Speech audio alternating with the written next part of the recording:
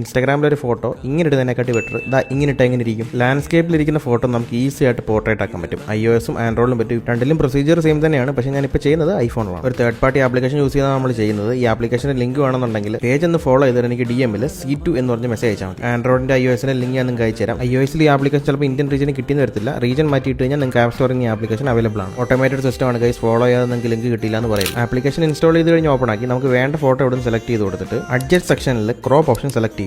Expand option എടുത്ത് change aspect ratio കൊടുത്തിട്ട് 9:16 ആക്കി കൊടുക്കും. ഇമേജ് രണ്ട് സൈഡിലും ഫിറ്റ് ആയിരിക്കുന്ന രീതിയിൽ ഒന്ന് അഡ്ജസ്റ്റ് ചെയ്ത് കൊടുക്കുക. സ്ക്രീനിന്റെ സെന്ററിലായിട്ട് ജനറേറ്റ് ബട്ടൺ ക്ലിക്ക് ചെയ്ത് കുറച്ചേരം വെയിറ്റ് ചെയ്ത് കഴിഞ്ഞാൽ സുഖസുന്ദരമായിട്ട് ഇവിടെ സാധനം റെഡി ആയിട്ടുണ്ട്. അപ്ലൈ ബട്ടൺ ക്ലിക്ക് ചെയ്തിട്ട് മേളിൽ വരുന്ന ഡൗൺലോഡ് ഓപ്ഷൻ ക്ലിക്ക് ചെയ്ത് കഴിഞ്ഞാൽ ഒരു വാട്ടർ മാർക്ക് പോലും ഇല്ലാതെ നമ്മുടെ ഗാലറിയിൽ അത് സേവ് ആവും.